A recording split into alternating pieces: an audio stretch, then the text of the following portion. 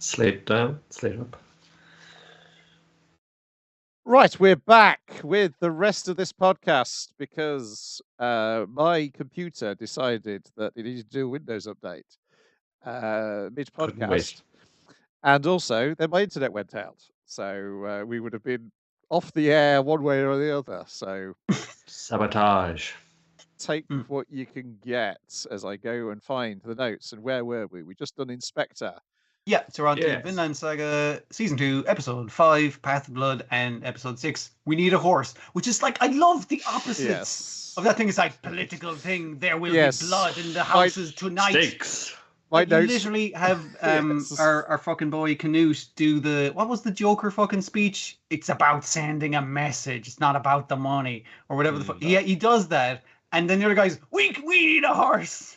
Yes. We'll get a horse. So, Path of Blood, Canute, turns out the guy, he's not big on this whole pillaging thing. There's better ways to win a war, and there's better ways for soldiers to behave on the battlefield. The pointy-headed guy, whose name I've forgotten, he's not big on the whole having to be the guy who has to put Canute's un-Viking-like policies into action. So, yeah, they spot a bunch of lads doing some pillaging, kidnapping, begging women to sell as slaves, and he's like, Ragnar, those guys have their heads cut off, put on spikes by the side of the road to let people know that's not the done thing anymore. I'm in charge.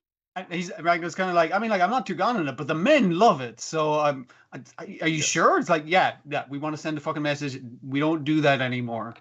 And here comes Thorkel now. He's doubly pissed because you said stop the battle.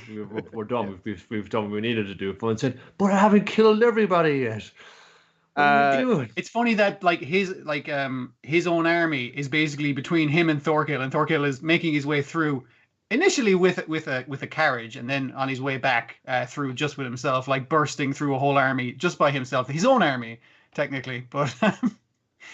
He's still Thorkel. Before we get Thorkel, we run into what's his name? The Yorm's Viking. Yes, Flocky. Squarehead. Dice head, as Thorkel calls him. Yeah. I was like, oh yeah, this guy. We'll be seeing much more of him later, probably in season 3. Yeah, so Thorkel, he's not big on the whole poisoning your enemies to reduce unnecessary bloodshed. And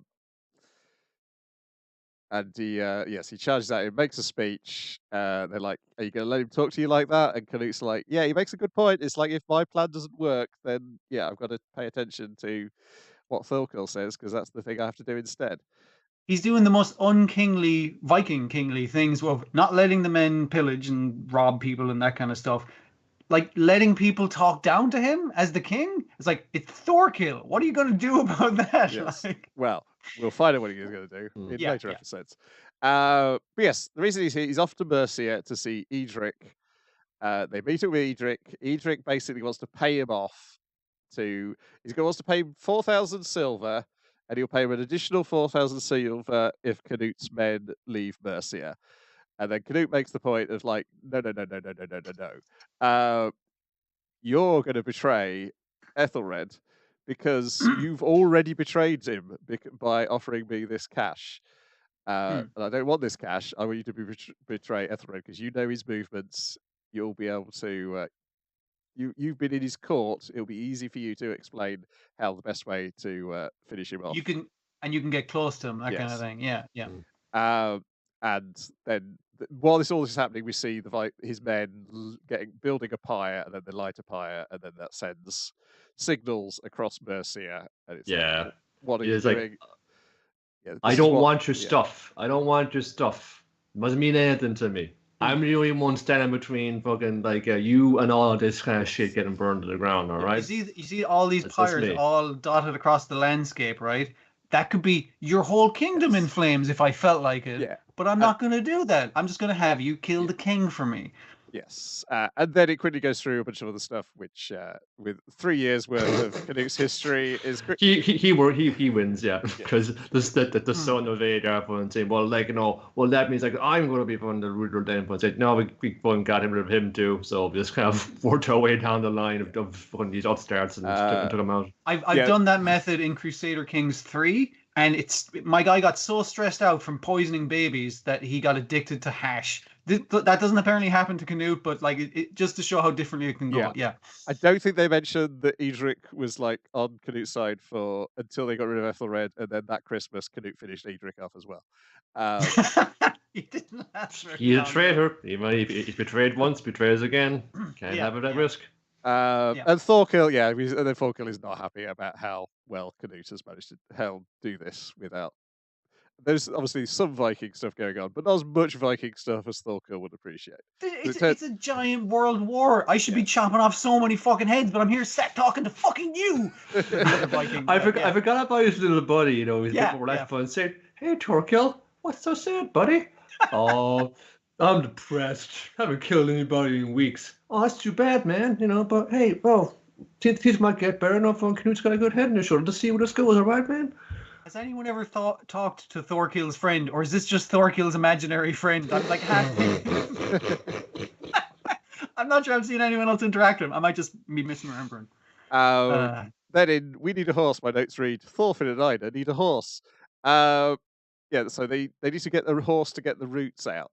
They're good at if we weren't slaves, we could rent a horse, and if we could rent a horse, we could pull the roots out of the thing, and if we could pull the roots out, we could sow the seeds, and then we could sell the grain, and then we could buy ourselves not being slaves.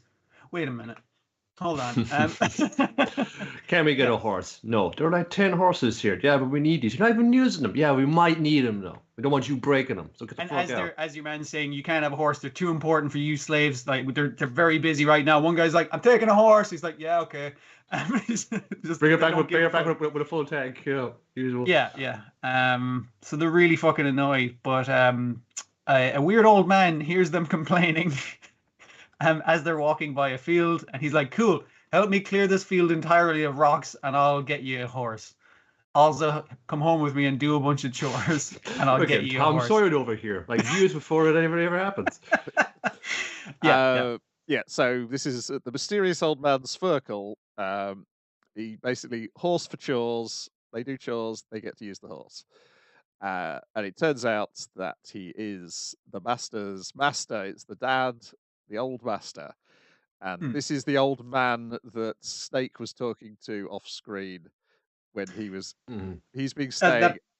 Shouting across the field that that becomes clear when they later come up and Snake is there, basically. Yes. Because they get there that they're hiding. They're going to go inside, but they hear Sverkel talking to his son. This is after they're bringing the horse back, and they're like, "You fucking slaves! You robbed a horse! Oh, you're fucked now!" And it's like, "No, we borrowed it off the old dude." It's like, "What old dude?" "The fucking Burkle who lives down the road." It's like, "Who?" And they're like, "Shit, the boss, the boss's boss." Oh, big fuck. Boss. He's the most important man on the farm. Shot of this very old weird man like hoeing a field by himself. With stance. It's like, but himself and the son are having an argument, so it'd be too awkward for these two big lads to go like, "We brought back the horse." There's a father-son argument. The argument is essentially, you're an old man. Snakes had to pick you up in the field 3 times now when you've fallen over. You should be staying in the big house with the rest of the family, not living out here. You're too old. You can't live by your own, Dad. Like you're too old for the farm. And he's just like, "No, I always wanted to die on this farm, and that's what I'm gonna do every day. I'm gonna attempt to die on this farm." So then they come in after the owner's gone. Then they're gonna dry off. They discover Snake, wake Snake up. They have Snake is woken up by the smell of food cooking, as he always is, and they have the most comfortable conversation. Comfortable parry of insults at each other. They're basically arguing and constantly like taking the piss or ribbing on each other, calling like, "You're a motherfucker for this reason. Oh yeah, you're a motherfucker for this other reason." But it's really cozy. They get on better than the real father and son do. Yeah, exactly. But you also it's very well done. You also get the impression that part of what he's paying Snake for is to keep an eye on his dad. Yeah. And Snake does seem to like the old guy. Yes. That's the I mean, like is debatable because he's calling him as "You're just a decrepit old baldy fucker," you know, that kind of shit. And you're getting the sense as well of when Snake isn't just some hired gun, is just here to fucking kill things. He fell asleep reading the book, so he's thinking about stuff. And I mean, like based off the prior stuff, it's kind of clear because when he's talking about it, it's like you guys don't even do any work in the farm. It's like I have to go out at night to fucking make sure there's no thieves. It's like you have to go out fucking the various farmers' daughters, and it's just like I'm on patrol and on patrol for thieves. It's like, do you get a lot of thieves? It's like, oh yeah, you could take this place with like 30, 40 men maybe. What do you think, Thorfinn? And it points it straight at him. He's like, I know exactly what the fuck you did for a living, motherfucker. You cannot pull it by me. But it's the thing of this guy is so successful in his farm that he has to pay the king loads of his crops, loads of his earnings as tribute to maintain this farm that is too big for one man to maintain, and it's a big fucking target. The more success and money you have, the more of a target you make yourself. Yeah, and the king is King Harold, not King Canute. The king of England, not the king of the Vikings. Yes. Yes. Yeah. So as I wrote down here, Snake and Sparkle do a load of foreshadowing. Because that is very much what it felt like. Yes, I haven't heard the news yet. Yeah. Well, like they said, like they do mention it. Actually, Snake I think mentions it, like that if they were to get help from the king if they were ever invaded, that's like a couple of days ride away. So, it's just like. That's not Why good. are we paying this again? Yeah. Taxation is theft. Yeah. Sparkle's concern is like basically so that he's like overextending the farm and it's going to make itself like too attractive a target. To raid. Actually. Yes. Yeah. Mm-hmm. But also more importantly, as we get back, as our two heroes go home and Thorfinn declares that he's Einar's friend, it's definitely from him, like listening to the conversations between Snake and Sparkle his dad. It was like, this is the episode where Thorfinn begins to understand other human beings. Our Einar mentions that at multiple times where like Thorfinn has no idea about any kind of farming. He's like, you're like a giant baby, basically. And he keeps calling him a big baby because Thorfinn is learning all this shit for the first fucking time in a bunch of regards, including what's happening in the world and how to build a farm. Yeah. But, yeah. Yeah, it's a good episode for which for an episode which is about two men needing a horse. Yeah, it's nearly the polar opposite of Path of Blood, but it still relates to the political stuff by like basically menacingly going like, oh, what king are they giving tribute to? What are they afraid of pillaging, you say? It's underscoring the fun saying, oh yes, all of history is built upon, fun warfare and bloodshed and conquest. That's always about. So I ought to be the fun saying, yeah, but what were they doing the rest of the time? What was like, what were they building? What was like kind of civilization? What kind of like social mores were being developed over all these centuries? A lot of the history you learn is what were the kings and the major players in the world doing. What's a farmer doing? What's that like? Yeah. It's like. While all these people they feel more like people than a lot of the people in the first arc did in the previous series.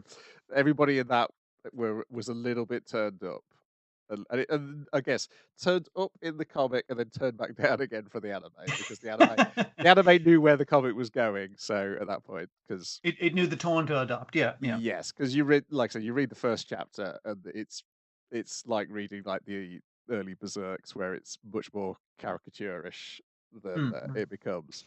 Where it's like these people, none of these people are going to be perfect people, but they're all a little bit more human than the mercenaries who raised Thorfinn throughout. The mercenaries are barely domesticated Vikings, basically, at this stage. They were barely domesticated Vikings, plus a guy who thought he was the rightful inheritor to the throne of Britannia. Yeah. Well, it's getting back down to the thing. Like we know of Vikings and they were just like these raiders who went and just burned and sacked everything they did.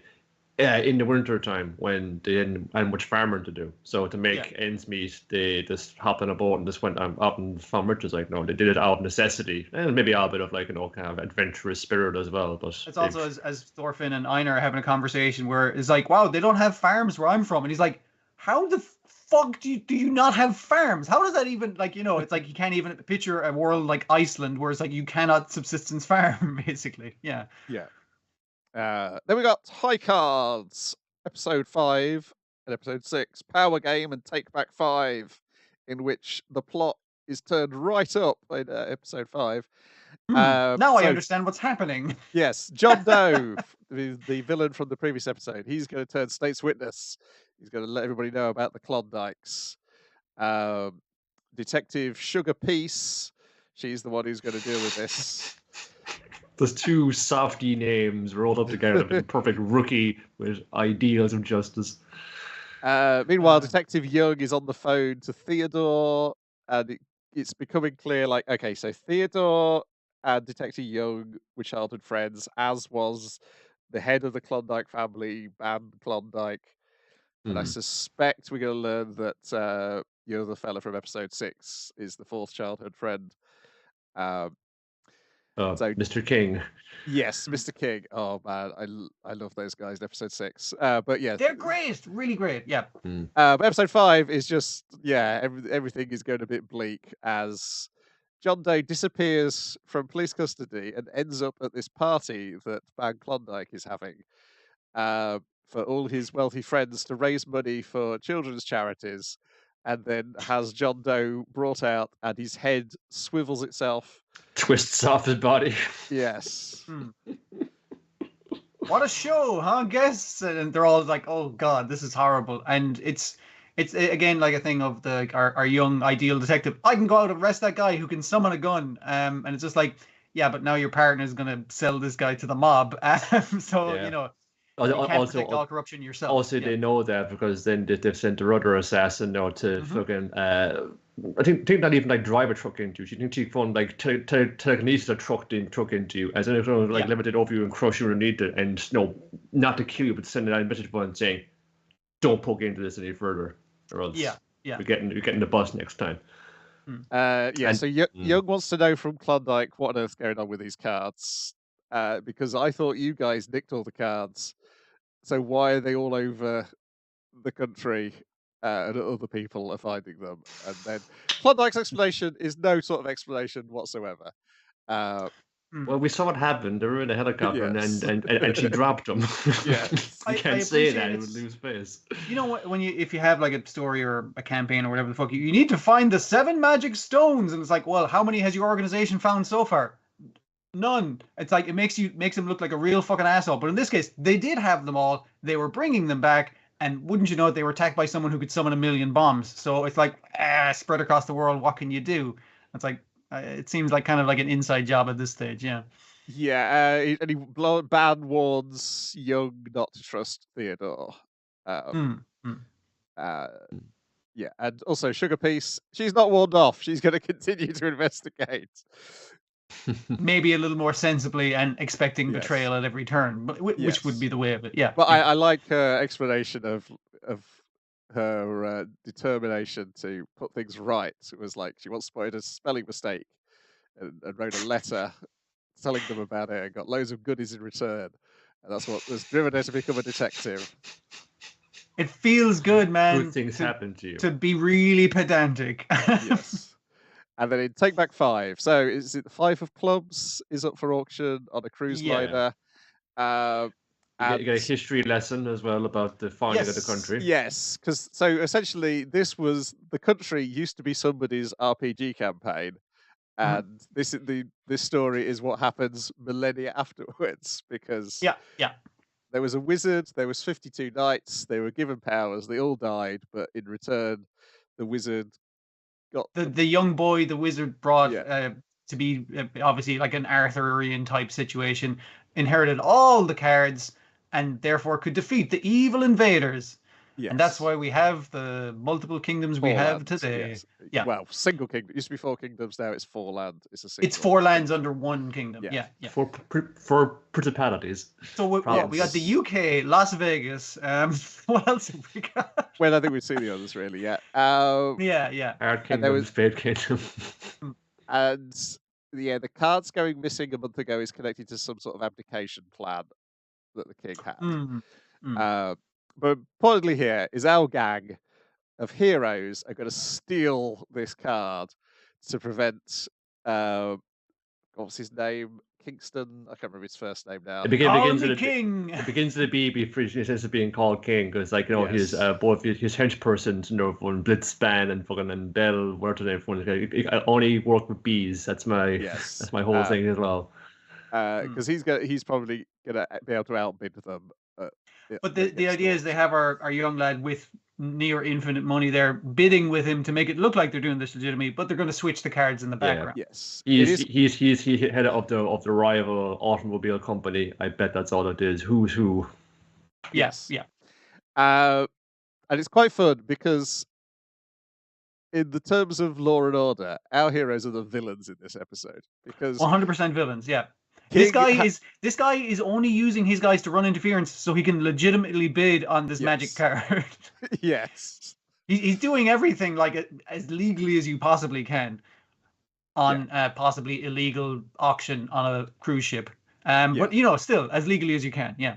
He's trying to do it above board, and that was because their heist goes so smoothly through the first half of the episode, and then Bliss is hitting in the lift with them and easily bests Chris.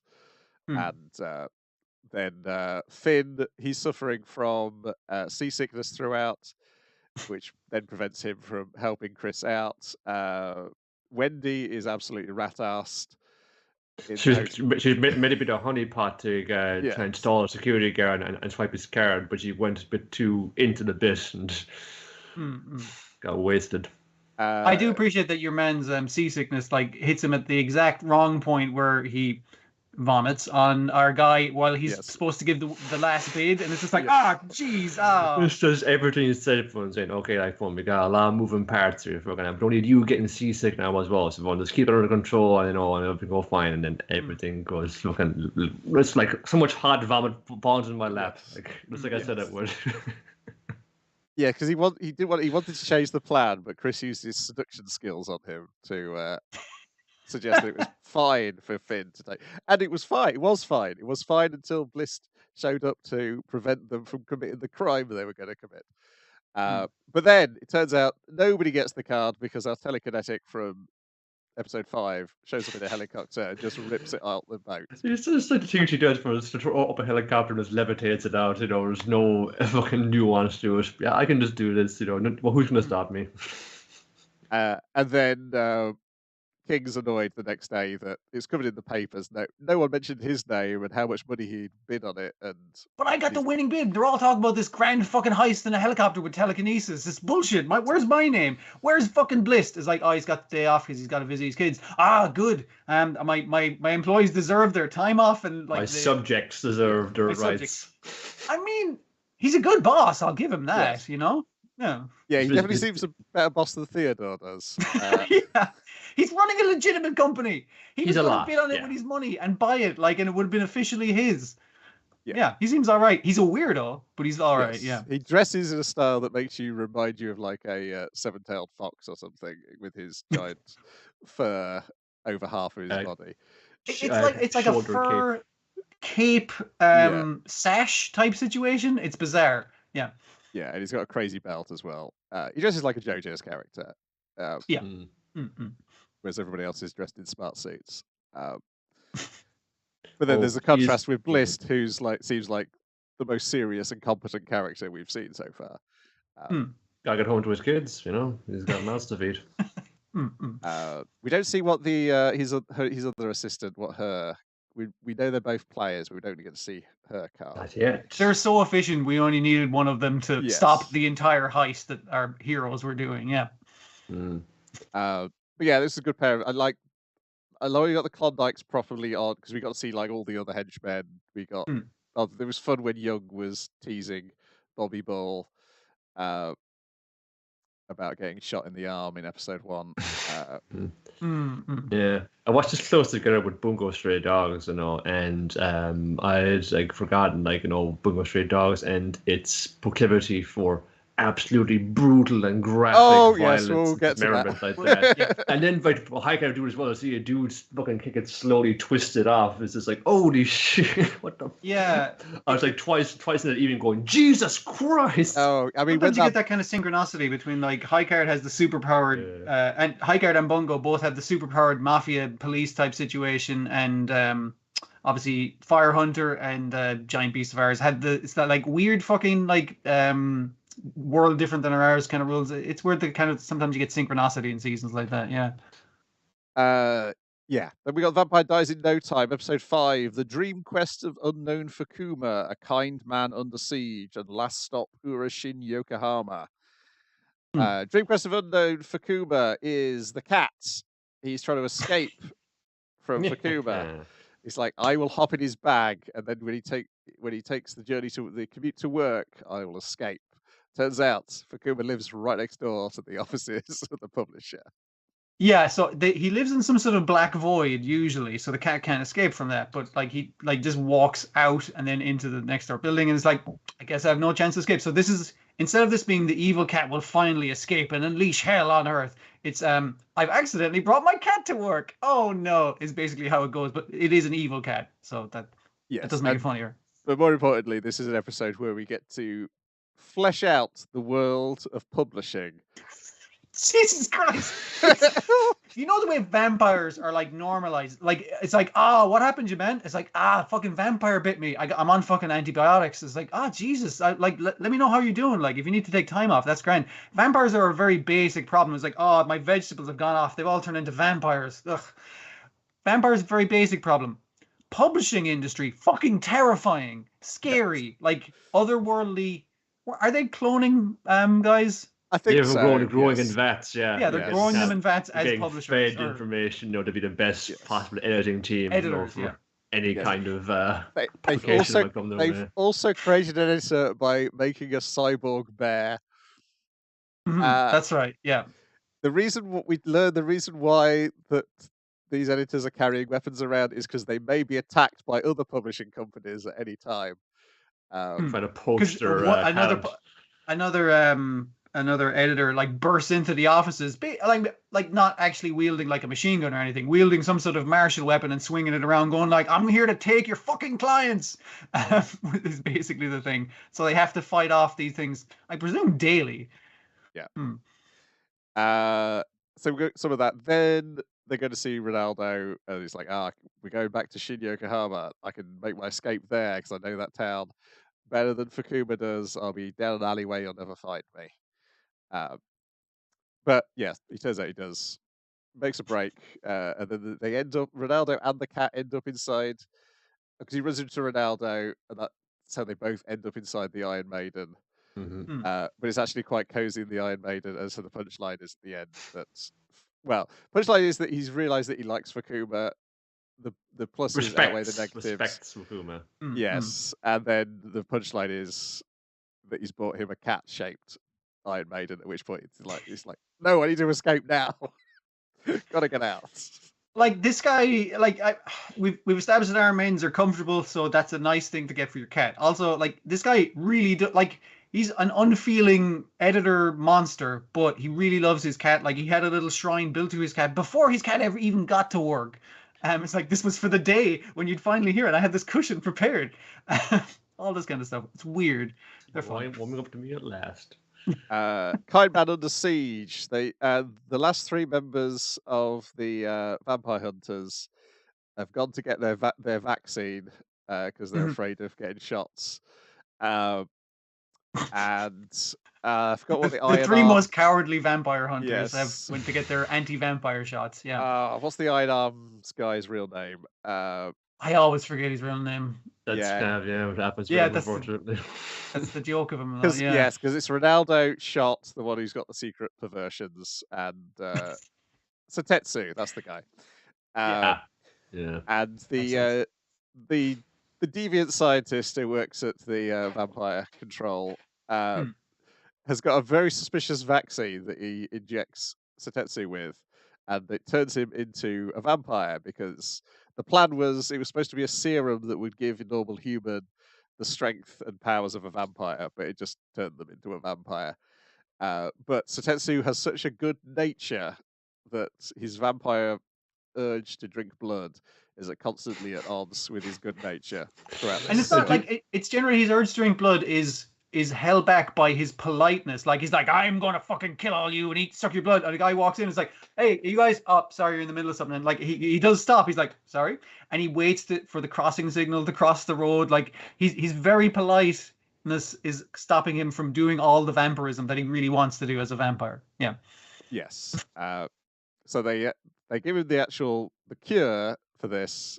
So at least he made a cure for this thing that he thought would work in a completely different way. And they follow him outside and then just get into all sorts of situations with the kids. There's another mosquito vampire. And yeah, they get back to normal again. But yeah, there's various good gags, which is all just about how nice Satetsu is. What a lovely fella he is. As you say, why did you... Yes, you're not on a mission. Why did you come out in your post-apocalyptic armor as well? Oh, and Drauk's just mean throughout, of course, because he's the one. It's weird the way when it's not focused on him. I love him being in the background, just taking the piss out of everyone else. It's very good. And then he's not in the last one at all, because the last one is the lads have been out drinking. They've come back home.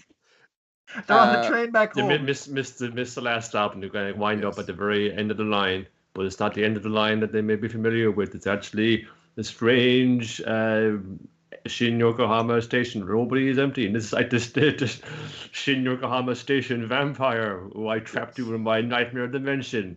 You will go insane from boredom and from like the despair of no one being around. Oh man, the station is completely empty. We can do whatever we want. Yeah, vending machines all there. Get all the food off of there. Massage chairs. You can I've always wanted to lie down in the middle of the foyer, like of a train station, and no one can do anything about it. And if you try to escape, like if you walk out, you're coming back in at the same time, so you can look at your own butt. Whoa! That's stupid.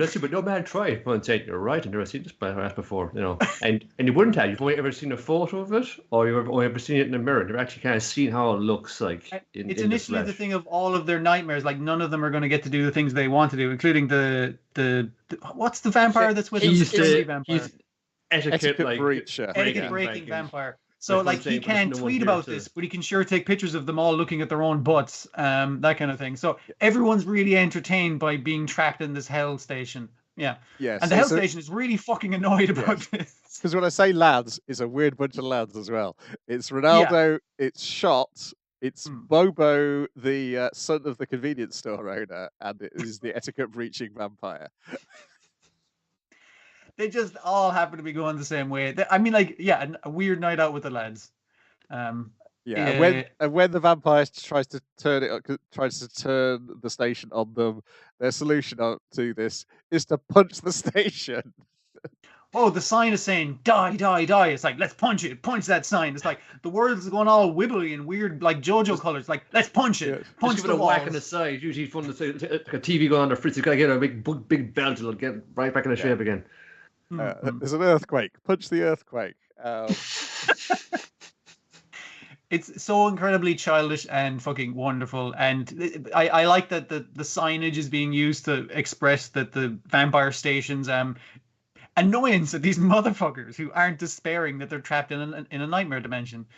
Yeah, and then he offers to let them out, and then they still refuse to leave. 10 more minutes. Let's go. Let's go up and down escalator again. Yeah, let's do that.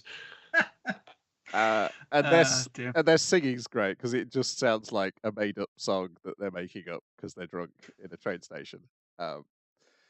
There's no attempt to make it into a proper musical number. I haven't had this exact experience, but if you get the last flight back to like a crappy airport, like my local airport, like have you ever been stuck in Shannon Airport before the buses come in the morning? You can do whatever the fuck you want. No one fucking cares. It's pretty great. We're kind of liminal space. So it's can be kind of freaky. I suppose that's kind of the effect it was going for, and saying, yes, so empty and so barren, no one's around. They'll surely go mad. It's just fun saying, nope, no one's watching. I can be a complete miscreant as much as I want. Yeah. Then episode 6, we've got Big Brother Saga, Lights Chapter, Big Brother Saga, Dark Chapter, and the Deadline March. So the first part, Light Chapter, is the reveal of Ronaldo's siblings, his older brother and his younger sister, and Ronaldo's tragic story of how he ruined his older brother's vampire hunting career, and that is why he's taken his place and become this great vampire hunter. But he could never live up to his brother because his brother could ride horses, shoot beams out of his eyes. His eyes. His Yeah. brother was Marksman, level expert swordsman. 99999. He maxed it out, Yes. and you know all his stats are like like his character sheet that he drew as a child of his brother is just like ridiculous stats. He killed thousands of vampires. Women were all after him, but he was such a gentleman, he turned them away. This is the key fact for the second part. And yeah, he's wonderful. John is believing this story. Drauk is not. He's kind of going, and then what did he do? Beams out his eyes, you say. Yeah. I'm gonna write my new book about him. Yeah, that's great.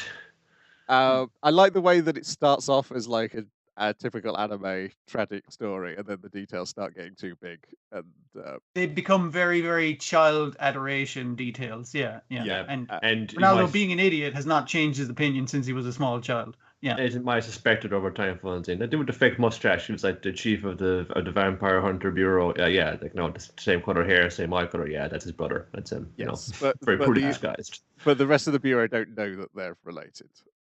It's not a secret. Yeah. It's not a secret. It's just like no. Oh, I just never thought to tell him. Is that why he's wearing the fake mustache? As if that disguises it? Like we're not clear as to why he's wearing a fake mustache, which falls off multiple times. He's going to have to keep it a secret by the end of the second part because we learn that he's standing outside the door, hearing. He's gone there basically to apologize for the green-haired dude calling a fuss in their office the last day. It's like, I'll go down. It gives me an excuse to talk to my brother. I haven't had a chance to have a real heart-to-heart with him. And then he hears him extolling his brother's impossible standards of virtue outside the door. And he's like, I can't go in now with all these fucking lies he's telling about. But when Ronaldo, a new book about him. Yes, Ronaldo's going to put it in the book, and that's the thing which causes him to leave. No, shut up. So he only instead of becoming a vampire hunter to not only protect his little brother and sister from vampires, and also because it's the honorable thing, he did it to pick up chicks. That's explicitly what he did it for. I mean that wound that put me off the first. I got in bed, but I got a honey trapped vampire when bit me right in the arm. That wasn't like any kind of that. It's just that was an incident after my shoulder recovered, and then this crazy vampire chick bit me in the arm, and now I can't use a gun properly, but I got a good job in the vampire bureau, so who cares? And Drauk, when he shows, because he's trying to convince Ronaldo that it's not the bite in the shoulder, it's the bite in the arm that made me not able to shoot the gun. So he shows him it, and then Drauk's like, "Oh, did you get a bit tricked by a sexy vampire?" And his a lot of his reactions to Drauk just calling him out in his bullshit is like, yeah. And the reason why he then goes into this other more ridiculous lie is not because of Ronaldo's look on his face; it's the look on John's face. You can't let down John. That's impossible. You can't. Like at one point, Drauk is taking the piss out of him, and he has been murdered by Ronaldo. But then even John starts smacking the dust pile that he's become because John's mad at him. He's crying as he's doing this because he's like, "No, please, master, don't make me hit you as a dust pile because I this guy he's the most virtuous man I've ever fucking heard of." So you see, Ronaldo, you shouldn't do that because you don't want to be like putting gotta be here for it. He's being very vague about what he's trying to get across. But then the specific stuff is like, all right, so I got bit by a vampire and sealed the king of all vampires forever in my arm. Yes. And that's why I can't shoot eye beams anymore because he might come out my eyes, and I need to keep my power level down. And don't write about it in my book because then the vampires would all attack you to get to me, so that I'd free the vampire king forever. This tracks. Gotta keep all this a secret. Even better than I thought. Gotta keep this a secret. Don't put it in the book. Most importantly, yeah. And then he gets back to the office, and Handa's discussing, "Hey, did you hear about Ronaldo's brother? He's got an evil gods trapped in his house." New bestseller. And now he definitely has to keep wearing the fake mustache and not pretend to be not Ronaldo's brother. Yeah. And then the deadline march, Fakuma puts Ronaldo on a conveyor belt heading towards a deep frying pit. First, you're going to get breadcrumbs. Breaded, fried, and fed to a bear. You're going to get egged up. Is it egged up and then breadcrumbed? It's egged up and then breadcrumbed. Egged, crumbed, fried, and then into a big fry pit, and then this cyborg bear is going to eat you at the end of it. Don't worry. It takes 24 hours on this thing. It's a really 5 hours. 5 hours. You know, 5 hours. It's a very long. It's still a very long. It's just like the closing bit of the book. You know, it's just like kind of the epilogue bit. It shouldn't take too long. It'll be grand. You got most of it kind of hammered out. Just kind of put it together, but and say, I got 5 hours. Yeah, actually 5 hours doesn't sound so bad. You know, I got 5 hours. I can probably get this done in 5 hours. And no, do it now. That's the whole point of this. He's like, I can get it done in 2. I don't need to start now. That was the most relatable this show has ever been. Oh, procrastination, like masturbation, and then you're just fucking yourself. So Drauk is going to be sprayed with garlic. He's also under threat, so he thinks he has mocked him to the point where there's a spray of garlic, and he's going to be a side fucking appetizer to crispy fried Ronaldo. So he tries to switch the conveyor belt off, but instead he speeds it right up. So he's now got 5 minutes to finish writing. He's got the rest of the sketch to finish writing which, as he's hurtling towards the bear, it gives him the inspiration, and he finishes the book.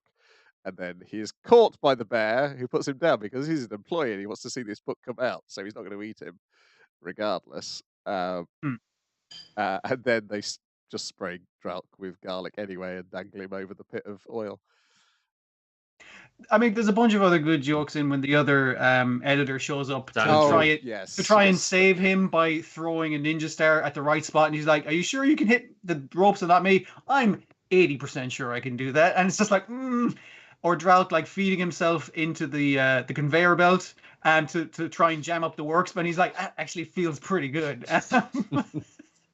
Works the kinks out.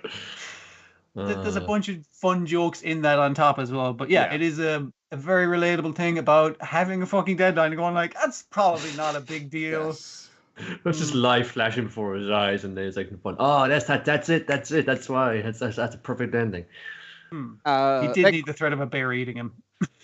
Quickly tell me about suddenly help from Otter and suddenly a strategy meeting, because Crunchyroll refused to play these for me. Down in the meantime, fun. It's about the first one, but Otter, the unsung hero of the Egyptian pantheon. If you ever been helped the last episode with a line for the first time. The Otter, as we're going to show multiple clips, here he is helping people out, but he doesn't like to talk about it. He doesn't like to make a big deal of it. Well, too bad, Otter. This episode's all about you now, so we're going to be all about it. And just kind of him helping people out and fun, saying, "Oh yeah," and if you're good helping people out, Otter, we're going to just come to you for and saying, "Otter, come in. We got this cake. There's only 3 of us. We're going to cut it up this cake. How are we going to share it? But we'll cut it into quarters, and there's one for you as well." It's like, yes. And also, Ra takes on Otter's thing of greeting people by raising his hands up as a general greeting, and it becomes the new trendy way to greet people. Yeah, that's why all the Otter statues, they're like it's like a they're like servants of Watch. It was like the kind of goddess of the southern bit of the Nile, and they're all kind of up like that, all raised up really cutely, basically. Yeah, pretty good, like an otter might be. So no, if ever you've been helped out, something good happened to you, and you didn't know where it came from, it was probably Otter doing you a solid. And then suddenly strategy meeting is what's the elder god that lives in the sea? A pep, it was like, we're gonna have a meeting to try and get that Ra. I'm gonna get him today. What do you think, folks?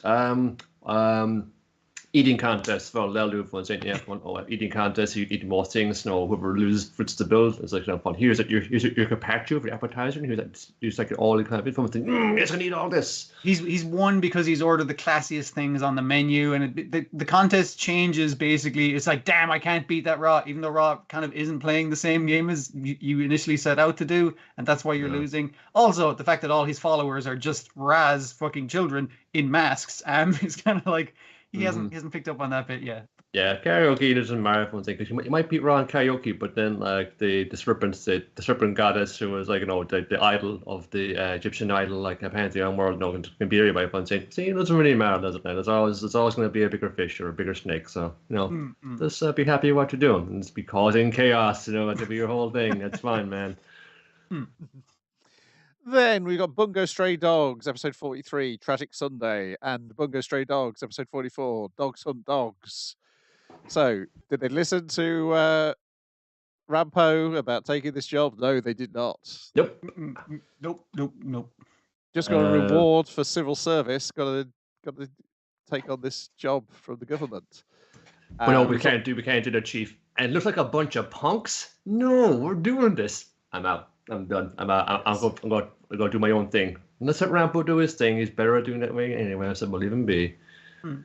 Yeah, it's a big old trap, and it's quite the doozy of a trap that Golgo has got, because somebody in the what they called, there's two groups now, the Hunter.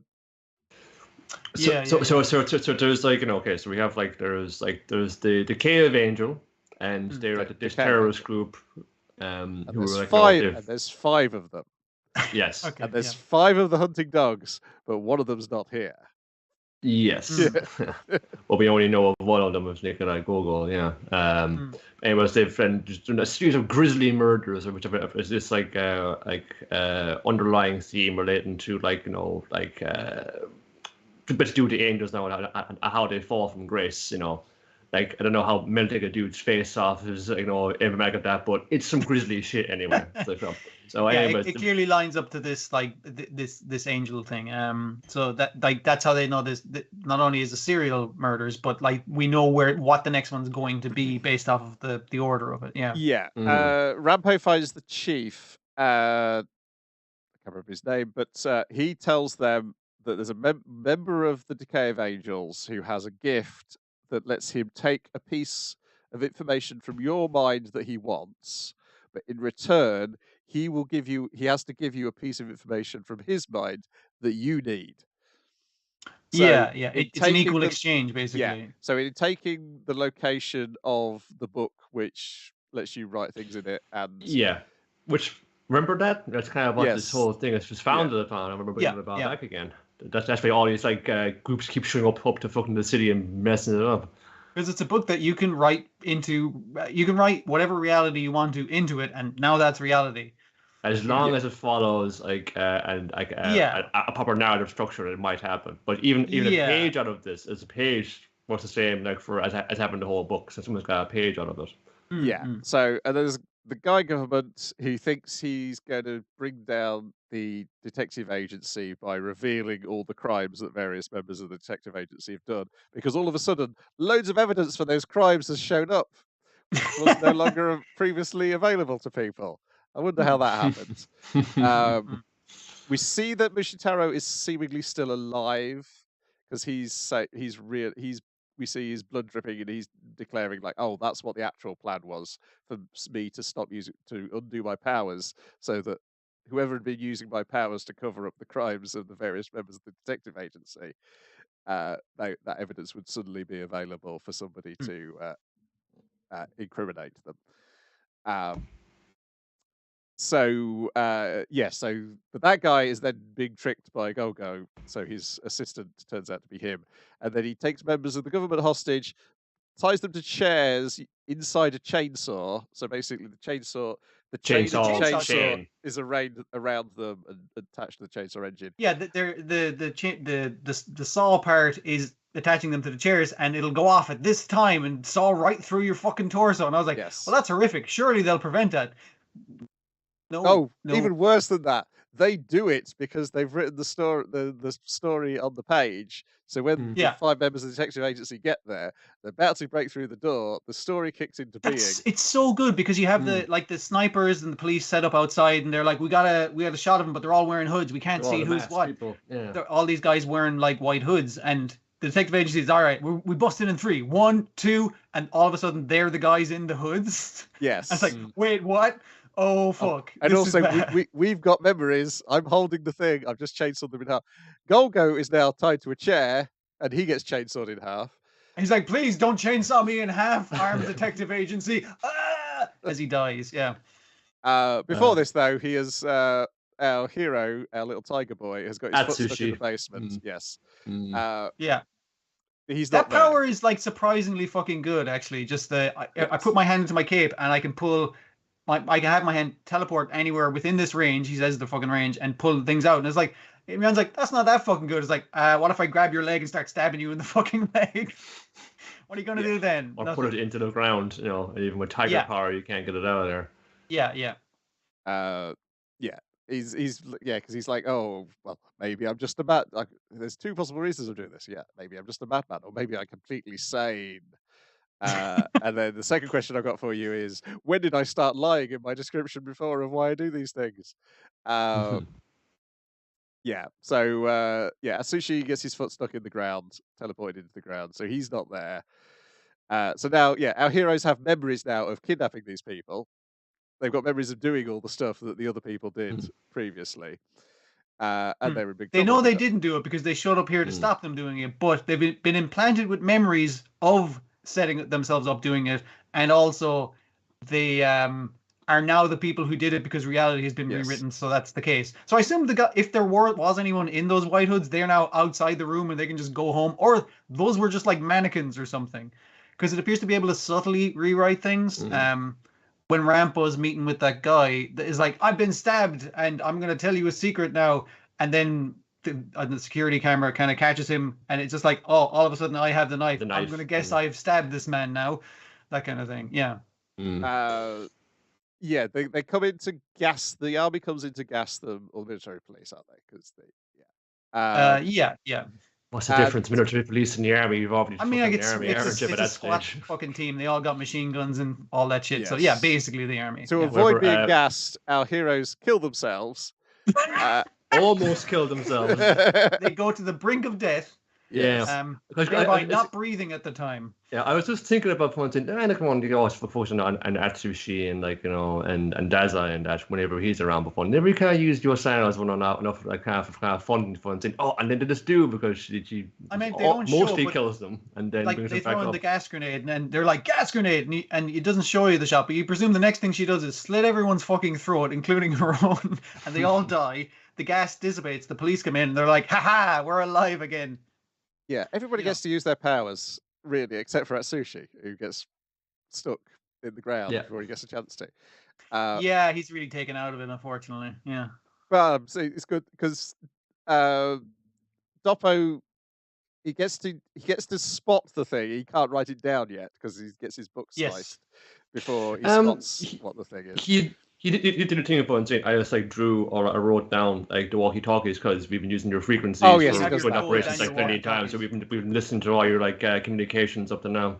Yeah, because we have worked with you guys before, and he goes like, hey, you want to call in like a medical guy? You guys can totally pull out of this. We just kicked your ass. We didn't kill you, and that's one of the things that they kind of get into as well as they're on the lam. They're kind of like, what are we gonna do? Do we take the train out of town or do we steal a car to get out of town? And it's like, we'll steal a car because way less civilian casualties. We must stick true to our principles. We are not actually murderers. We've been rewritten into reality as being murderers. It is all gotten out of our hands right now. What do we do? We can't just arm energy. They're one bunch of badass. What we do? You gotta call in the fucking Genyu force and fire them in. Yes. We'll have already met one of these in the first part of this story because he has arrested Dazai, that's it. Yes, at the races, the guy with the most amount of crimes against his name, and yes, so we get to meet the leader of the hunting dogs, Ochi Fukuchi, voiced by Akio Otsuka. Yep. And he has 3 other people with him. The 5th person is on assignment somewhere else, we're told. No one's ever seen them. Is the other thing as well. The vice captain is a woman described as a gremlin by the captain, Teruko Akura. She has very big little my energy, I would describe he's fired into this in front of the police. Initially, there's an interballistic missile about to hit us. Oh my god! And it's like this guy inside the missile. Then there's another guy who was already there. He didn't come in a missile. And it was like, how were you already here? There's another guy who cuts his way out of the missile and it's like, we need to release the gremlin from her missile, otherwise she'll kill us all. Is the thing they're saying. Yes. Sugeki Jodo is the sensible one. He's the one who arrested Dazai.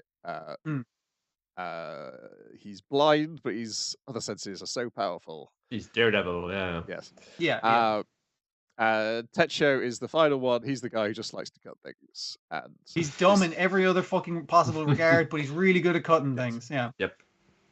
None of these people seem to particularly like each other. But they've apparently been experimented on to give them like more powers than most gifted people do, as we see when Tetsuo and Sakigiku like fly at hyper speed. I thought you did a pretty good rapport as you go for and saying, okay, that's what we're doing, okay, team break, and then they're kind of argumentative and shit. Like you got the girl who's very much so doting on the old guy and will do whatever he says, but they're kind of like, all right, fucking, we'll take the train station. You guys see if they take the road out. And it's like, well, what do we do if the guy loses? Like, I don't know. We've never failed a mission. What's the punishment again? Fucking. We're just that good. Yeah, they're kind of argumentative. It's like, all right, loser has to buy lunch. It's like, have we ever lost? It's like, no, we've never lost. Actually, let's keep it that way. Sakigiku is like constantly telling Tetsuo how much he hates him and how terrible Tetsuo is.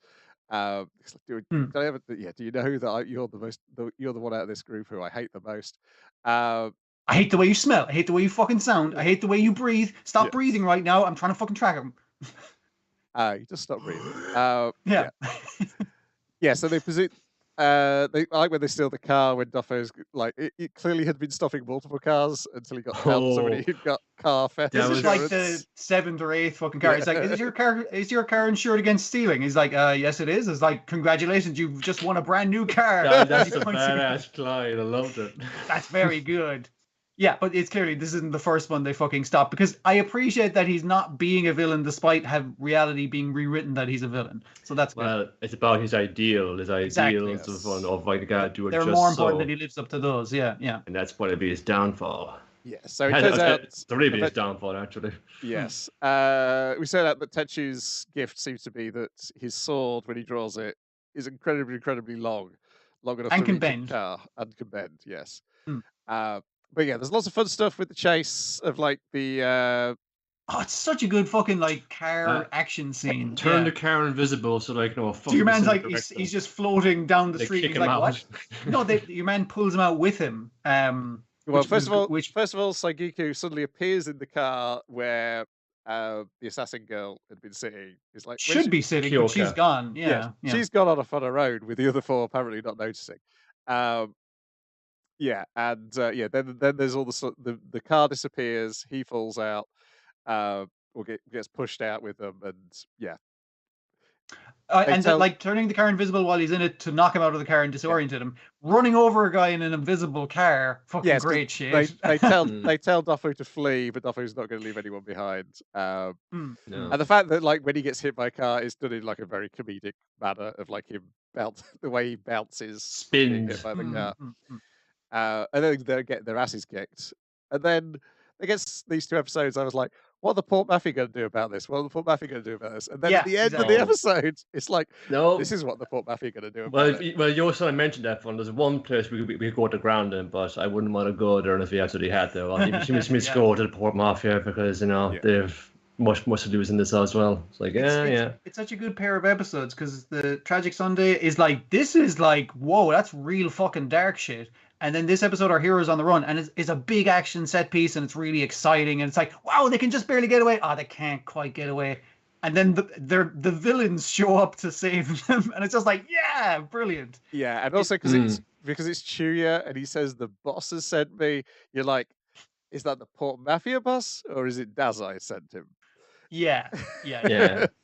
Well, you can understand why they're there, because the whole thing about the previous series is fun saying there is a fucking balance there. You have the fucking you have like the armed detective agency. The government they do the daytime. The Port Mafia does the nighttime, and the armed detective agency is the one bridges it out in between. And so that's the tripartite pact that keeps all the balance in the city. Mm-hmm. Yes, because we got the connection between the leaders of the two organizations and the cat that mentored them both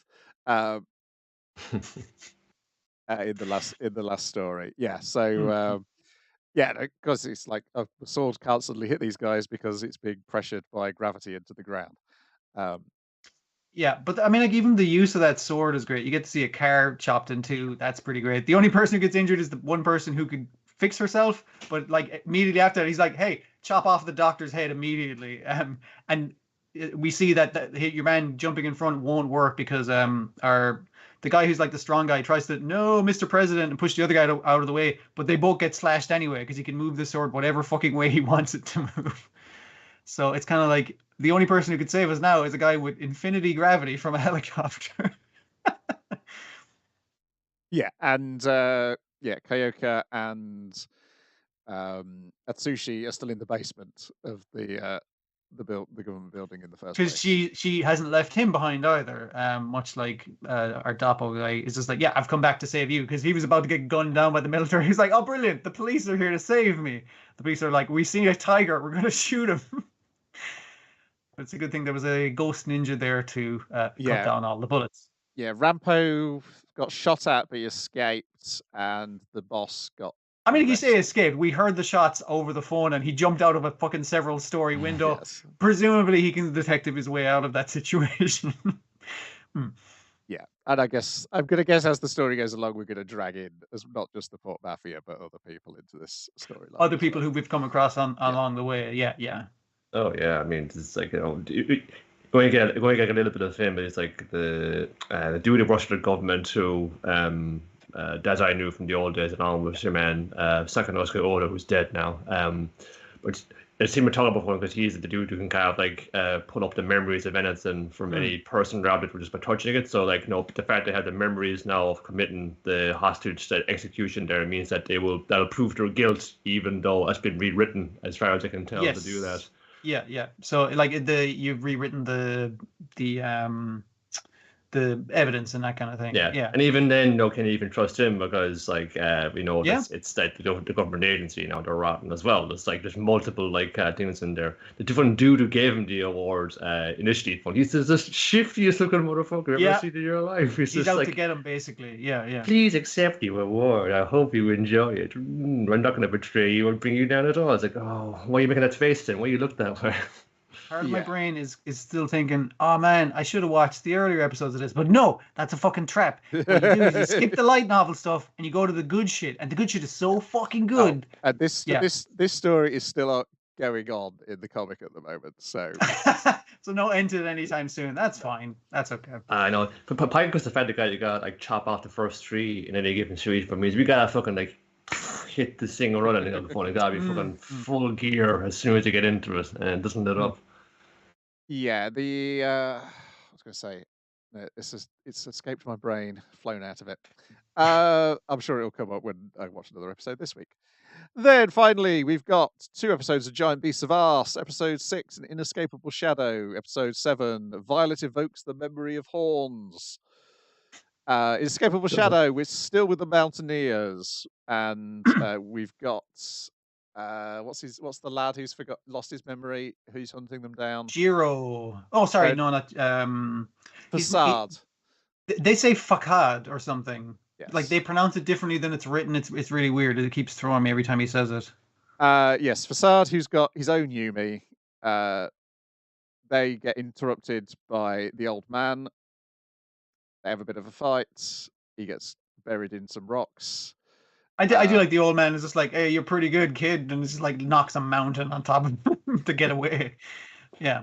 This is the thing I've watched the furthest to go. So I've tried. The key beats are essentially there is the guy who's guzzling Mazami, is it? The guy who's guzzling the magical crystal meth has a meeting with the guy who I want to call Bacula, but he's like Blackula. The guy who was having the mind games with Tsurugi in the previous episode. He's having mind games with this guy, Mazami, because it's quite clear that he knows that Mazami has fucked up more than Mazami is letting on to him. Yeah, he's basically like talking in aphorisms of like, oh, you see these giant giraffes I have out the back, I'm just gonna feed them stuff. And the thing about beasts is if they fuck with you, you take them out back and you fucking slaughter them, right? And this guy's like, oh Jesus, oh fuck, I'm fucked. Ooh. Yeah, because between this conversation and the way the other Yumi behaves when her language starts breaking down, I was like, I don't think the Yumi we've been with is the prototype. I think she's the only one which works. Put her back in. She's not done I think it's possible that they actually let her loose to see if she'd work properly, without Possibly, any yes. support, that kind But of when, thing. but Yeah. when he leaves that meeting, though, gets in the car, he's just shoving that magical crystal meth in his mouth. As like, oh my goodness, it's like stress eating the crystals. And you like, when you compare that to how Bakula was eating the crystal in the previous episode, he just has a single one in a glass of wine. Just casually just having it Yes. like with his medication, that kind of thing. Yeah. Yeah. Always in moderation. Yeah. No idea what these are supposed to do. Based off of the two guards who haven't showed up in these episodes, I don't think, like, probably nothing good. When your man's like, don't join them, they'll turn you into a crazy super soldier with drugs. Yeah. So, and then at the end, our heroes get away, but the Mountaineers have to go and deal with the beasts, which is a trap, and then they all get slaughtered by Facade. Maybe the big guy and his wife don't get, because everyone else like gets killed, falls over, and turns to ash. But they have like bodies that are lying down, so they might be okay. I hope they are. I like the Mountaineers. They're fun. Most of them are now dead. I mean, like all their warriors are dead, so that's bad. Yeah. And then episode 7, they visit what they call the Hornians. Hornians. Yeah, Hornians. Yeah. People with horns. Yeah. Yes. Hornies. They've never. After they do some repairs to the ship, which involves BR hitting Melon over the head with a spanner because he passes the wrong spanner to her. Yeah, they get there and they're like, "Oh, important thing: the Hornians have a chicken chapeau, so we get some. It looks like you're in a lot of cluck. We're here for thing, you know. It's. I was just like, yeah, fucking. Your goose is cooked. I'm sorry, I'm mixed up there. Yeah. Each of these arcs is essentially going to a village, asking if we can stay there. You can stay here. A monster shows up. A little bit more of the plot involves. I'm fine with it going like that every fucking time. Like, and I want another season of that just so I can get more chapeaus and animal puns. I'm fine with that. Yeah. Yeah. So Rugi is sent to recover the ring. Ignore whatever plot you've uncovered. Go and get the ring by the Emperor. Yeah, she's basically like, hey, Emperor, I've uncovered a secret plot that they're doing some fucking shenanigans and shit. And the Emperor's like, everyone, bitches, leave. Get the fuck out. And he's like, all right, I'm going to exert this fucking magical force on you that forcing, like, you can't think and you have to follow my orders. Go get that fucking ring. I don't fucking care about the plot you've uncovered. And then the bulk of the episode, though, is Jiro's flashback to his wife, because he met his wife in this village because it is the daughter of the they're all weirded out because initially he greets the elders like, "Hey, Dad, how's it going?" And they're like, "Fucking what?" And it's like, "Yeah, that's his father-in-law because he married my daughter." Yes, and the healer's like, I feel a bit bad about taking the piss out of him for so many episodes now. I didn't realize he was a widower. I was like, ugh. It's like, but the thing is, neither did he, because seemingly, because apparently you lock away the memories of your prior cleric so that you can bond to another cleric. You're not supposed to marry them as well. That's a thing he decided to do because he thought her horns were very pretty. Is how that goes. Yeah, basically. Yeah, and so we see that Tsurugi was also at the event taking place, presumably in the North Pole of this fantasy world, where they encountered. We see a bit more of this Facades there with a completely different personality as he's got now because he's lost his memory. And they get attacked by this giant beast, which talks. It talks in language they don't understand, but it talks at them. Before. It's a humanoid one. They're obviously communicating with each other. They're opening up their faces and shooting laser beams that just makes people drop fucking dead. Rendezvous laser beam. Yeah, and his wife, the cleric, she tries to sacrifice herself by I assume releasing all of the what do they call it, miasma at the same time, like an explosion. That doesn't fucking work anyway, so it was kind of all for naught, unfortunately. And now Jiro can finally visit her grave, go like, okay, now I remember you and everything's good and I'm going to help you out. We're not married. We're not married like I was with my wife. This is a different kind of connection that I have to you, this cleric. Don't make it weird. But yes, the connection is now good enough that the dog who didn't like her before now likes her. So yeah. Thumbs up. Meanwhile, the rest of our cast are watching all this happen from a balcony. Like the nosy parkers they are. Wow. Yeah. And then we quickly check in on the villain, who has like 20 odd Yumis to send around the country. Send out the Yumis, and this is an army of angry Yumis. Yeah. Yes, because we learned from the previous episode. Yeah, because a lot of the previous episode was that Yumi was worried that she was attracting the monsters. It turns out it's the miasma from the other Yumi that was attracting the monsters. And also in this episode, one of the last things we see around the village is Facade and the other Yumi sending more of those scorpion-like beasts towards the Hunarian village. So whatever the other Yumis are doing with the miasma, it does seem to be making the red-eyed things. Yeah. Yes, and when she was uncontrollably releasing the miasma, that was when her dialogue became broken. She started talking. Yes, they're talking like I was thinking because of cloned little girls, I was thinking like Chaika, the Coffin Princess, where she talks like a caveman. Yeah. It's kind of like me, I'm go die now. You know, it's very like basic speak. Chaika strong, Chaika hungry. Yeah. It reminded me of that kind of thing, and it's still funny when it happened, but it is obviously in this case done for like tragedy. It's like something's wrong with that girl. That's not right. Yeah. The reason why it reminded me of Bizarro is basically like her claims to be the real one was the thing. That's true as well. Yeah, I could see that. Yeah. Good couple of episodes. We get the plot's afoot now, and it kind of makes sense, the 12-episode length, I think, at this point. I saw it described by, I think it's the guy playing like the older one of the two guards, of it being like a very straight ahead fantasy, and that is kind of what it is. Yeah. There's not much frills to it, and it's kind of refreshing, honestly. It doesn't really need it. It's just like, all right, we're going to the village of the beast people, we're going to the village of the big fucking the Gorons, now we're going to the devil village, and it's just like it's boop boop boop, and it kind of just pots along really fucking well. It feels like anime fantasy. It feels like role-playing fantasy. I think some people won't like it because they're used to watching anime based on light novel fantasy, where they probably get loads and loads of. This could be from a campaign or something. Yeah. Willfully bucking a trend and now trying to make any kind of performative things that we think might make people like us. We're going to make things we like, and people who also like it will latch onto it, which is more than you would think. Amazingly. I think this obviously is slightly. This is another one of these shows which is produced differently, where I think most of its funding is from various different streaming services. I think it's High Dive here and DMM in Japan. It's too big. Yeah, it feels like again, it's a bit almost fashion where we have like usually like the cable or satellite provider who might be funding or on the committee for all these things. Whereas I think a good portion made up now before and saying who the publisher of the book that is based on. So they're a big chunk of this, and who was like the studio and all that kind of thing. And it's like the publisher of the book just wants to push the book. Yeah. Or just trying to push the idea, push the story about it. And maybe the creators up there, I don't know. That is it for this week. I will try not to catch any more bugs in the meantime, and we'll have a lot less to talk about next week. Thanks for joining us twice. We'll be back next week. Good on you. Goodbye. Bye. Goodbye and goodbye.